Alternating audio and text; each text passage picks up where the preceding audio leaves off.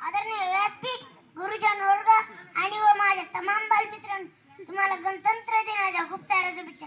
खरं तर आज लोकशाही दिन आहे. या दिवसापासून देशात लोकशाही सुरू झाली. मला लोकशाही